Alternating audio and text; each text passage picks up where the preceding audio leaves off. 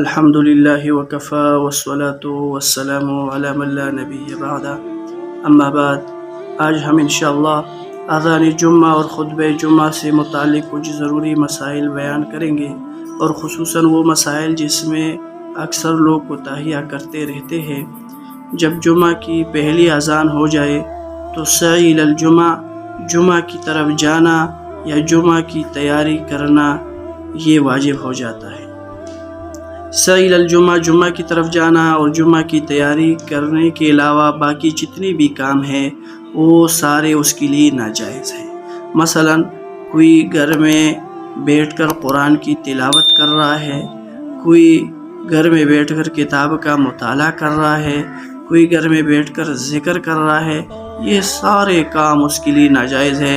اب اس کے لیے حکم یہ ہے کہ وہ مسجد کی طرف جائے یا تیاری کرے اور اپنے آپ کو جمعہ کے لیے تیار کر کے پھر نماز کے لیے جائے۔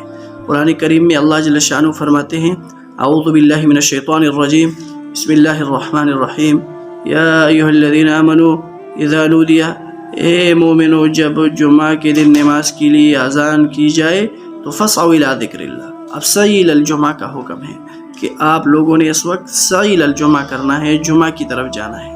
تو اس ٹائم یا تو جمعہ کی طرف جانا یا جمعہ کی تیاری کرنا، یہ دو کام ہیں۔ اس کے علاوہ جتنے بھی کام ہیں سارے کام ناجائز ہیں۔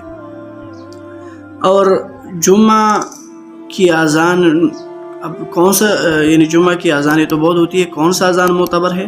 تو محلے کا اذان معتبر ہے، یا جس مسجد میں آپ جمعہ کی نماز پڑھتے ہو اس مسجد کا اذان معتبر ہے۔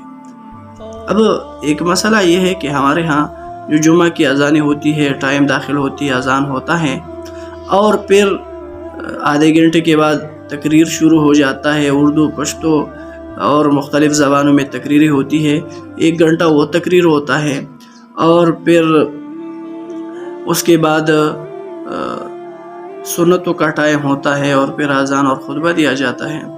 تو بہت ٹائم لگتا ہے اور لوگ تاخیر سے جاتے ہیں، اور اکثر لوگ گناہ میں مبتلا ہو جاتے ہیں۔ تو اس طریقے سے احتراز کرنا چاہیے۔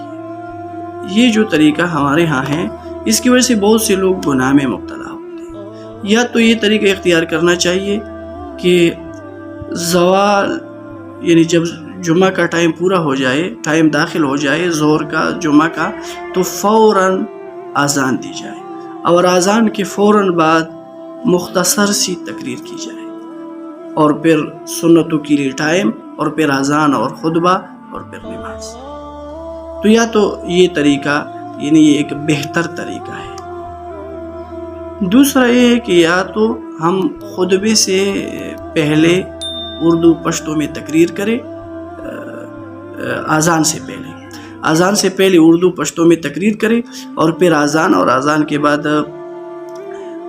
سنتوں کا ٹائم، اور پھر اذان اور خطبہ اس طرح کی جائے۔ تو جمعہ کے ٹائم سے پہلے بیان ہوگا، جب جمعہ کا ٹائم داخل ہوگا تو اذان ہوگا، پھر لوگ سنت پڑھیں گے، پھر اذان ہوگا، پھر خطبہ، اور خطبے کے بعد نماز۔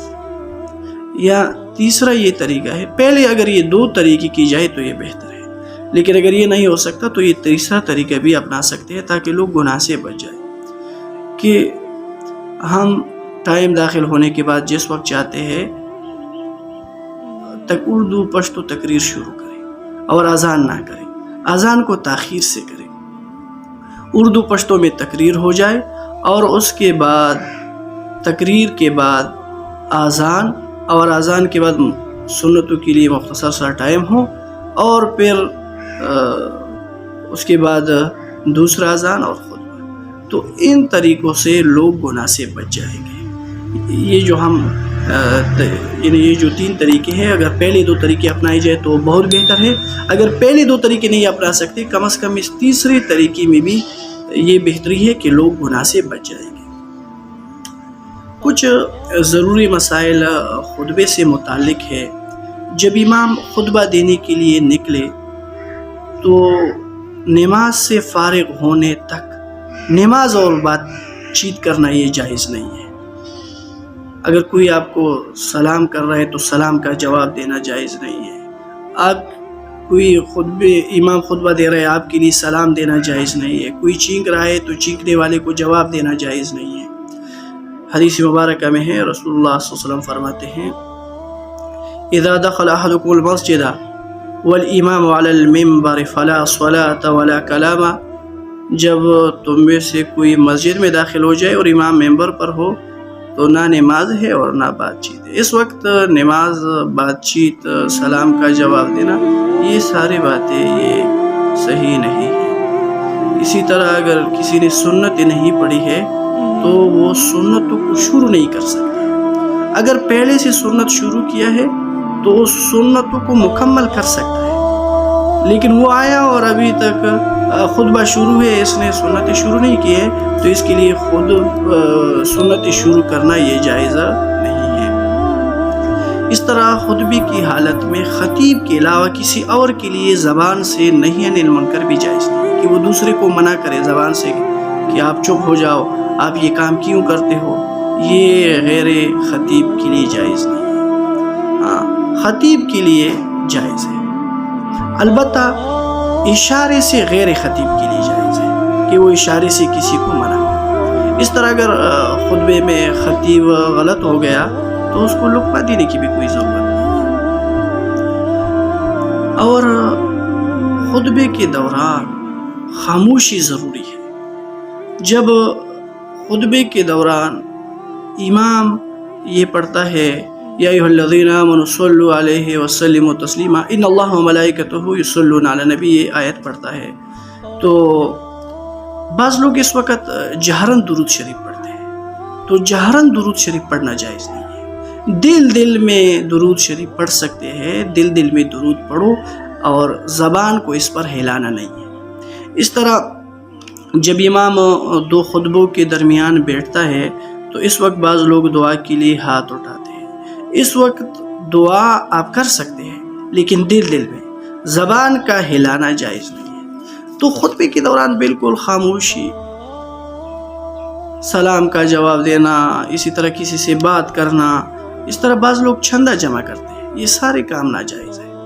خطبے کے دوران چندہ جمع کرنا یہ بھی جائز نہیں ہے. یا تو چندہ پہلے سے جمع کرنا چاہیے یا نماز کے بعد وہ چندہ جمع کرے. تو خطبوں کے دوران چندہ جمع کرنا جائز نہیں ہے. اور خطبے کے دوران لوگ جس طرح بھی بیٹھ سکتے ہیں تو بیٹھنا جائز ہے. البتہ حالت تشہد میں بیٹھنا مستحب ہے اور دونوں ہاتھ یہ رانوں پر رکھیں.